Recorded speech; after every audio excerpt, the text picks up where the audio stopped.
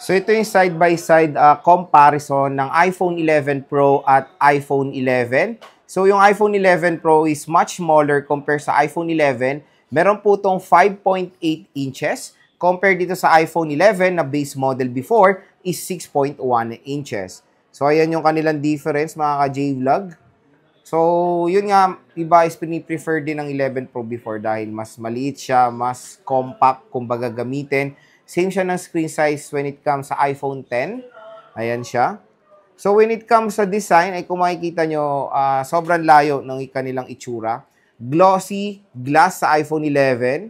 Tapos, matte glass sa iPhone 11 Pro. So, dito po first ever nagkaroon ng matte glass back design ang iPhone sa iPhone 11 Pro. Kasi, syempre, dun sa iPhone XS Max, XS is glossy glass po sila. So, okay na okay din yung ginawa ni Apple dito na ginawa nilang matte glass itong iPhone 11 Pro ngayon. When it comes sa frame, stainless steel po ang frame netong iPhone 11 Pro compare sa iPhone 11 na aluminum frame po siya. So, mas premium yung frame ng iPhone 11 Pro. Siyempre, ito po yung Pro model sa 11 series. So, dito naman tayo sa camera. Kung makikita nyo naman sa camera, triple rear camera system dito sa iPhone 11 Pro. Dual rear camera system dito sa iPhone 11. So, dito na hindi natin makikita sa iPhone 11 is the telephoto lens. Ayan. Sa right side is pareho naman nandito yung kanilang power button. Sa taas, parehong wala tayong makikita. Sa left side, same ng position when it comes sa ring and silent toggle and the volume rocker. Sa baba naman ng smartphone, meron tayong lightning port, speaker grills, at yung microphone. Tapos, syempre, pareho sila na merong notch display. Same na merong notch display, ayan. Pero ang main na pinagkaiba ng iPhone 11 at iPhone 11 Pro is meron po itong Super Retina XDR OLED display, yung iPhone 11 Pro, ayan.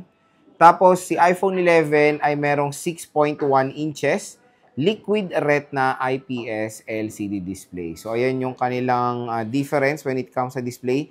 5.8 versus 6.1 inches. Ayan.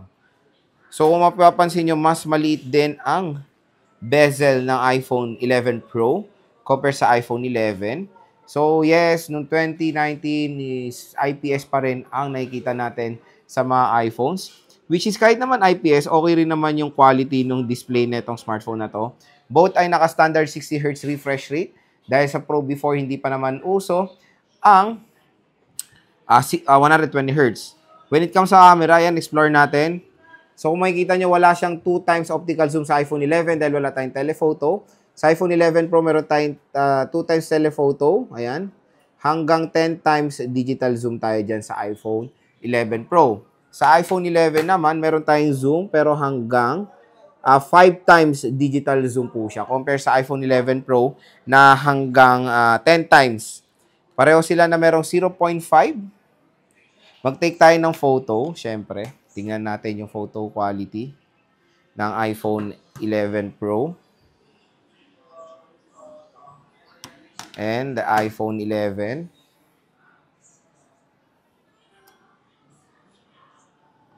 Ayan, mga ka-J-Vlog. So, when it comes sa camera quality, hindi naman sila nagkakalayo ng itsura. Much detail lang ng konti ang iPhone 11 Pro. Ayan, oh, kitang-kita yung gas-gas ng casing dito sa iPhone 11 Pro, di ba? Pero when it comes sa display, sa resolution ng video, same lang naman, ay support ng 4K video recording sa rear at sa front-facing camera. Ayan, oh, 4K 60 FPS. 4K 60 FPS, mapa-Pro man yan or base model ng iPhone. Tapos, pareho rin na meron photo, meron tayong portrait pareho, pero sa portrait ng 11 Pro, we can use the 2 times optical zoom na gamit ng telephoto lens. And syempre, pareho rin tayo may panorama shot. So, ayan mga ka-J-Vlog, yung side-by-side comparison ng iPhone 11 at iPhone 11 Pro.